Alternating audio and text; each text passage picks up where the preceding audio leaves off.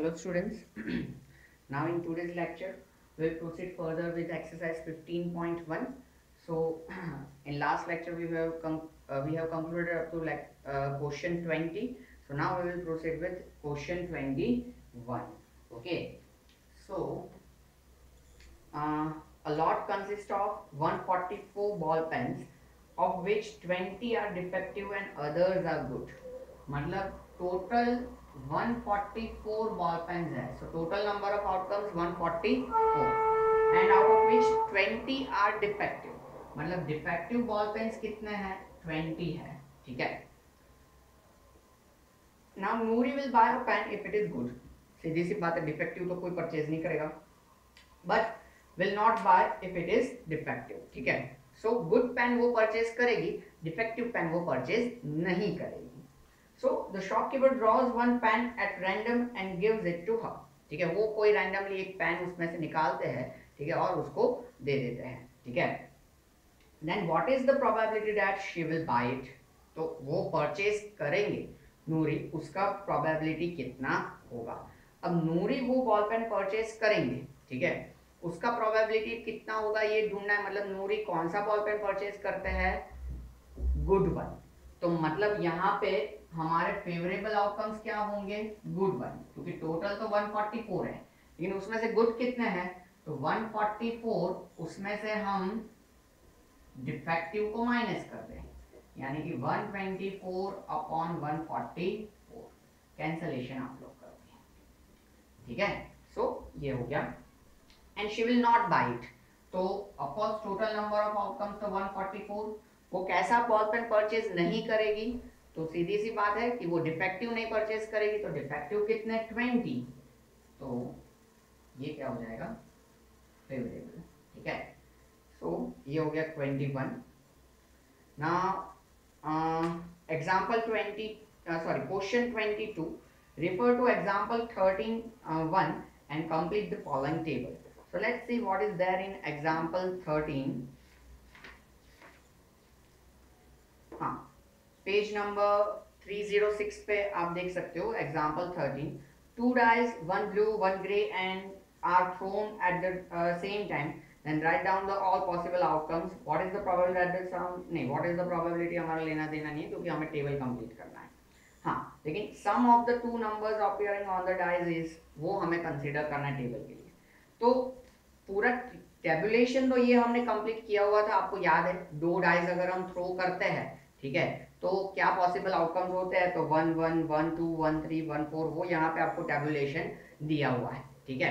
तो और वो हमने भी किया हुआ था, नोट्स में ही मैंने आपको करवाया था. ठीक है.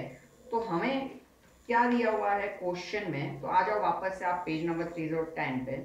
इवेंट क्या दिया है? सम ऑन 2 डाइस. ठीक है. दोनों डाइस के ऊपर सम कितना होना चाहिए? 2 होना चाहिए. तो नीचे देखो उसकी प्रोबेबिलिटी दी है 1/36. अब दोनों डाइस पे सम 3 हो तो उसकी प्रोबेबिलिटी, तो देखो मैं यहाँ पे आपको लिख के एक्सप्लेन करता हूँ. आप लोग ये लिख लो फिर, ताकि मैं स्पेस यूटिलाइज कर सकूँ. फटाफट 21 का आंसर लिख दो.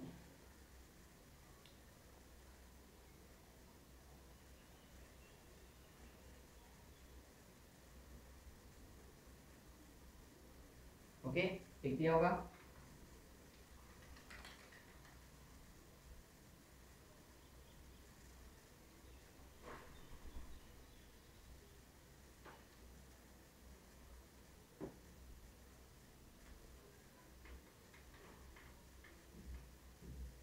तो ये हमें पता है कि 2 डाइस को जब साइमल्टेनियसली टॉस किया जाए या थ्रो किया जाए, तो पहले डाई पे 1 गिरे, दूसरे पे भी 1 गिरे. पहले डाई पे 1 गिरे लेकिन दूसरे में 2 गिरे. पहले में 1 गिरे लेकिन दूसरे में 3 1 4 1 5 1 6. फिर ऐसा भी हो सकता है कि पहले डाई में 2 गिरे लेकिन दूसरे में 1, पहले में और दूसरे में दोनों में 2 2 3 2 4 2 5 2 6 3 1 3 2 3 3 3 4 3 5 3 6 4 1 4 2 4 3 4 5 4 4 4 4 5 4 6 5 1 5 2 5 3 5 4 5 5 5 6 6 1 6 2 6 3 6 4 6 5 एंड 6 6। ओके, तो ये सारे हमारे पॉसिबल आउटकम्स हैं। अब जो हमें यहाँ पे टेबुलेशन दिया है उस टेबुलेशन के हिसाब से sum on 2 dice and the probability मैं शॉर्ट में लिख रहा हूँ, ठीक है।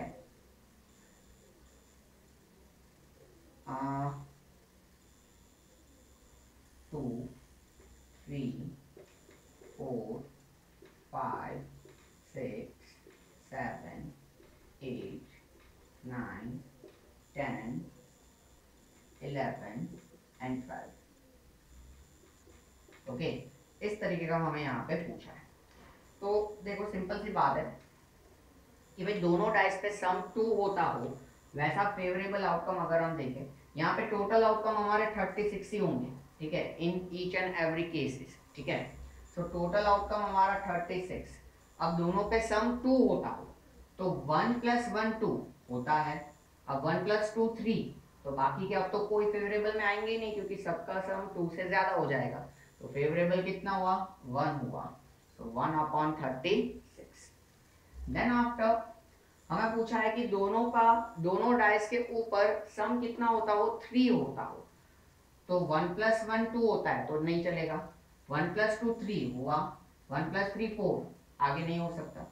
2 + 1 3 हुआ, 2 + 2 4, मतलब आगे अब नहीं हो सकता। 3 + 1 4, मतलब नहीं हो सकता, तो अब कोई नहीं। तो कितने फेवरेबल आउटकम्स हुए?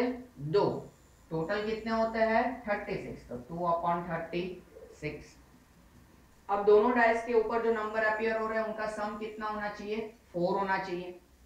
1 + 1 2 ना चले, 1 + 2 3 ना चले, 1 + 3 4 चले, फिर 2 + 1 3, क्योंकि आगे अब 4 से ज्यादा ही होने वाले इसलिए आगे नहीं देख रहा मैं। 2 + 1 3, 2 + 2 4 आएगा, अब आगे बढ़ जाएगा। 3 + 1 4 ऑफ कोर्स, फिर 3 + 2 5 6 एंड ऑनवर्ड बढ़ जाएगा। 4 + 1 5, तो 3 फेवरेबल हुए हमारे। सो 3/36। अब क्या होना चाहिए?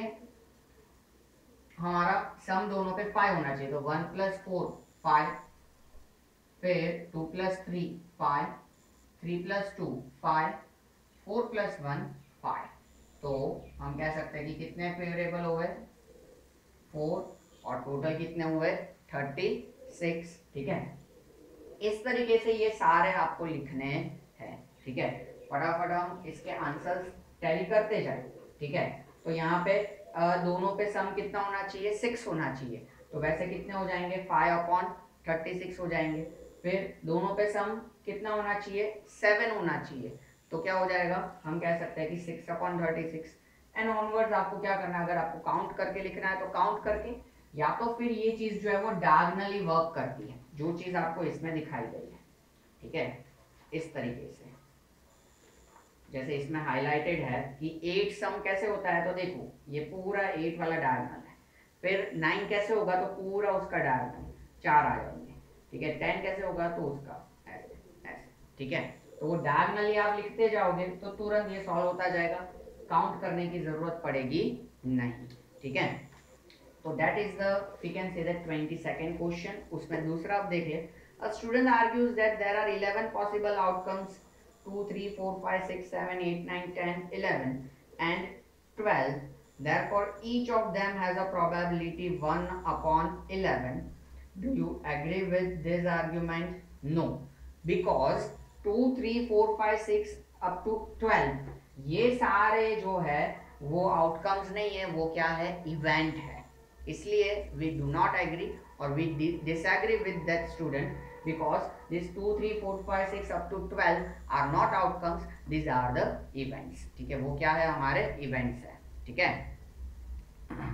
हाँ, then after question number 23, ठीक है, ये आप लोग लिख लेना।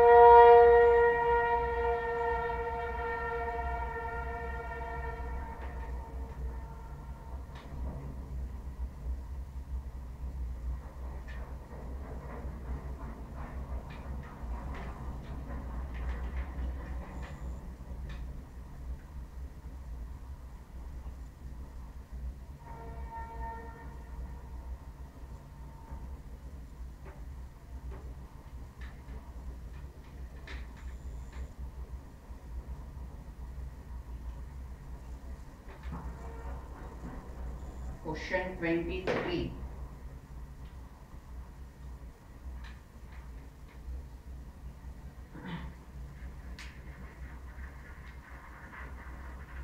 A game consists of a tossing a 1 rupee coin 3 times. 1 rupee coin को 3 times टॉस करने वाला कोई गेम है and noticing its outcome each time, हर बार उसका आउटकम हम क्या करते हैं, नोटिस करते हैं।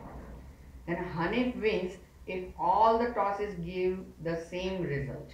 हनीफ जीतता है कब, कि अगर सारे टॉसेस जो है वो क्या करेगा, सेम रिजल्ट देगा तब। Such that 3 heads and 3 tails, सीधी सी बात है। एंड लूजेस अदरवाइज, बाकी के टाइम पे वो लूज करता है। Then calculate the probability that the Hanif will lose the game, तो उसका लूजिंग का प्रोबेबिलिटी हमें ढूंढना है।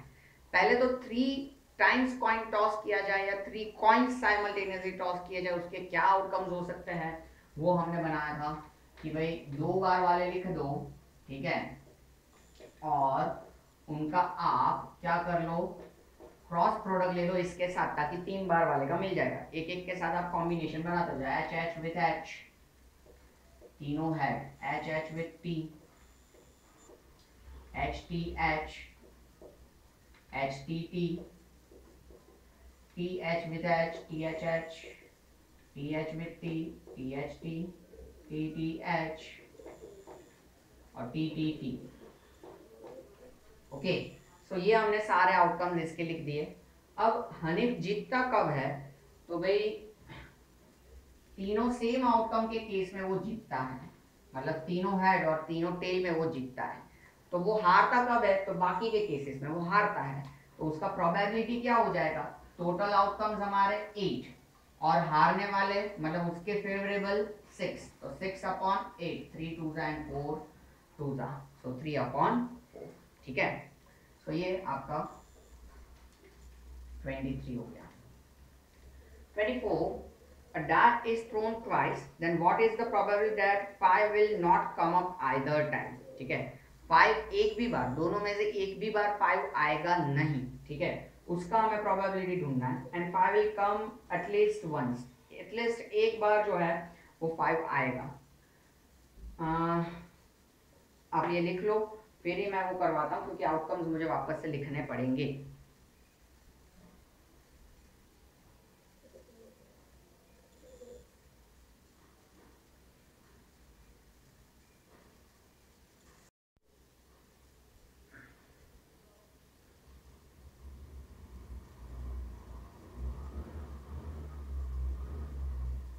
ओके, होपफुली आपने लिख लिया होगा।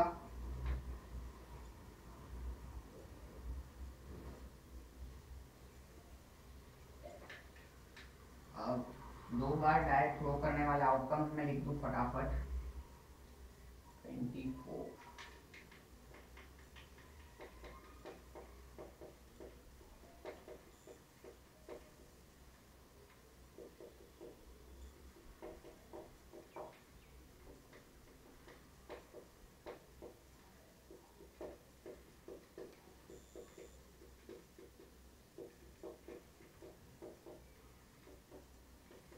ये मत कहना कि सर इस बार आपका मार्कर नहीं बचा, आपको वापस लिखना पड़ा।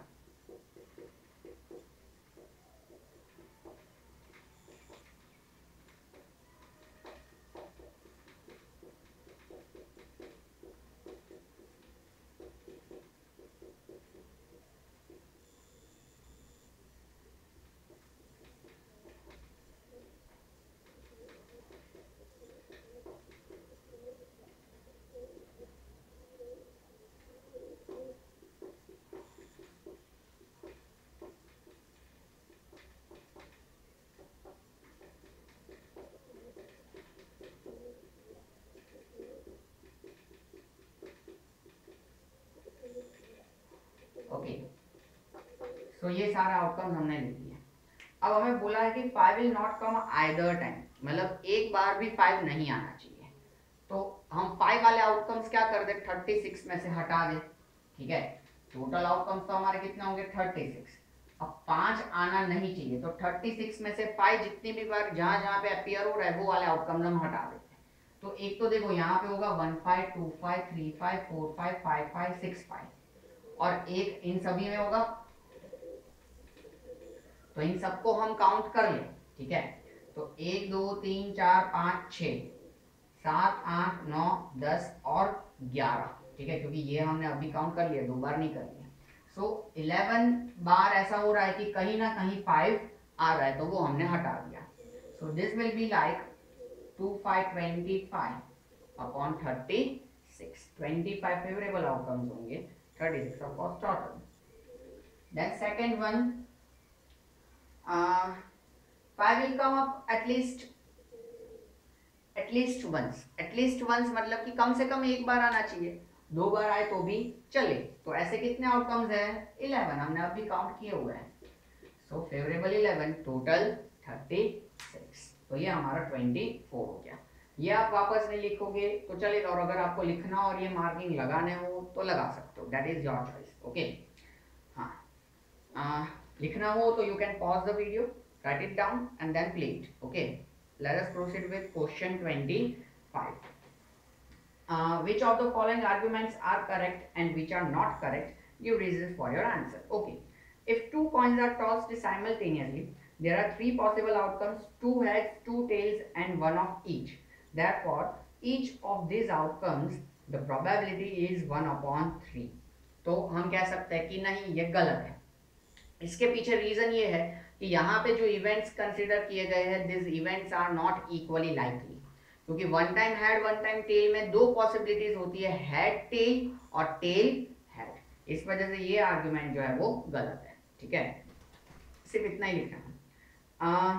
If a die is thrown, there are 2 possible outcomes, odd number and even number, therefore the probability of getting odd number is 1/2, ठीक है। हाँ, उस हिसाब से अगर हम देखने जाए तो ऑड नंबर का प्रोबेबिलिटी 1/2 होगा, लेकिन आउटकम्स उसके हिसाब से देखने जाए तो क्या होगा, गड़बड़ होगा कि ऑड नंबर सामने इवन नंबर, वैसा नहीं होगा। टोटल कैसे आउटकम्स होते हैं, 6 होते हैं, उसमें से 3 ऑड होते हैं और 3 इवन होते हैं, ठीक है। और 3/6 उनकी प्रोबेबिलिटी रहती है, तो वो सिंप्लीफाई होके हमें क्या मिलता है, 1/2 मिलता है, ठीक है। तो ये दोनों के आर्ग्यूमेंट्स जो है वो डिस्कस हो चुके हैं, ठीक है। ओके, सो ऑप्शनल एक्सरसाइज जो है वो हम अब शुरू करते हैं। वैसे यहाँ पे चैप्टर खत्म हो गया, ठीक है।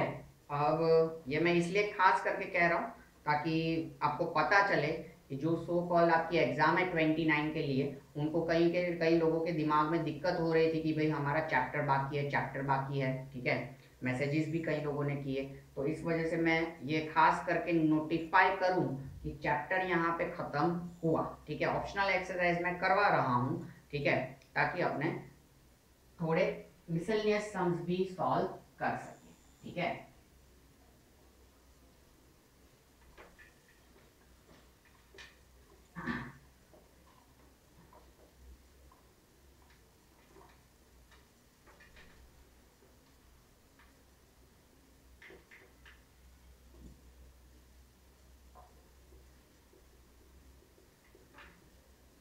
फर्स्ट थिंग, चैप्टर बाकी तो नहीं कह सकते क्योंकि कंसेप्ट पढ़ा दिए गए थे, कुछ सम्स बाकी थे, ठीक है। And second thing, definitely teachers will know that syllabus is pending और it is concluded, okay. Then also चलो हम आगे बढ़ते हैं एक्सरसाइज 15.2 पे, यानी कि आपका optional exercise.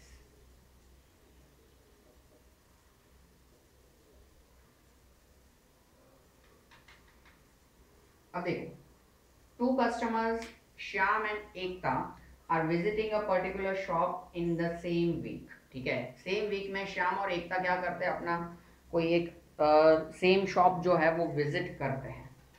Tuesday to Saturday, इसी दिनों में वो क्या करते विजिट करते, ट्यूसडे से लेके सैटरडे तक, मतलब संडे और मंडे ये 2 दिन वो शॉप विजिट करते नहीं है।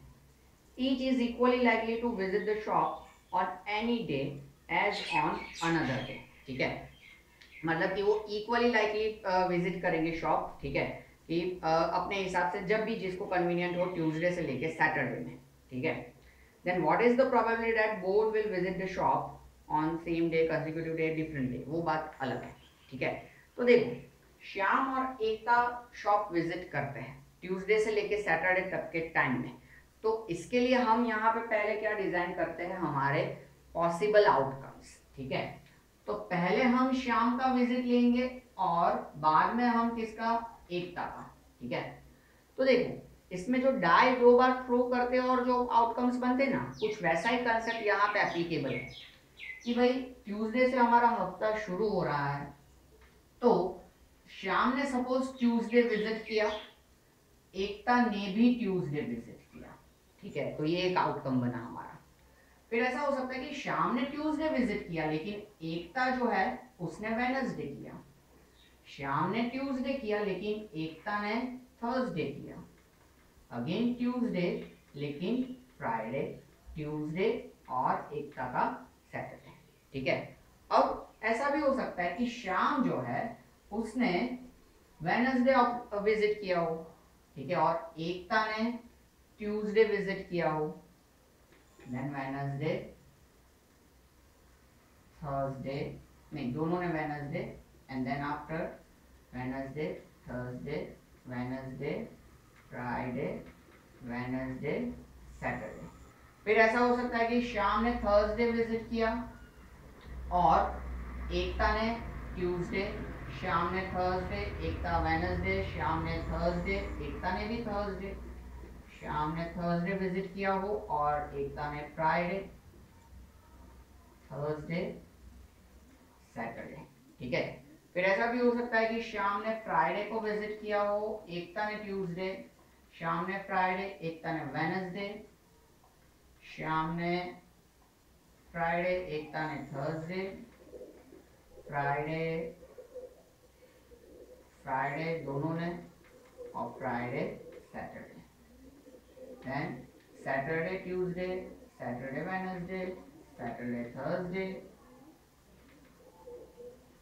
then Saturday Friday and Saturday Saturday, ठीक है। तो ये यहाँ पे हमने सारे पॉसिबल आउटकम्स लिख दिए। तो कितने होंगे, तो 5 5 25 हमारे क्या होंगे, टोटल नंबर ऑफ आउटकम्स हो जाएंगे, टोटल नंबर ऑफ आउटकम्स 25। अब फर्स्ट, सेकंड और थर्ड कितने, 3 ही है ना, हाँ, उसकी प्रोबेबिलिटी।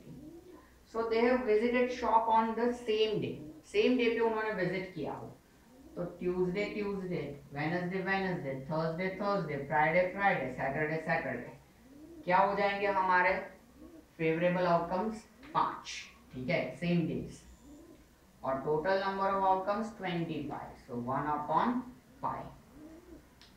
फिर ऑन कंसेक्यूटिव डेज, ठीक है, उन्होंने क्या किया हो कॉन्जिक्यूटिव डेज पे, यानी कि एक के बाद एक वाले डेज पे उन्होंने क्या किया हो, शॉप विजिट किया हो।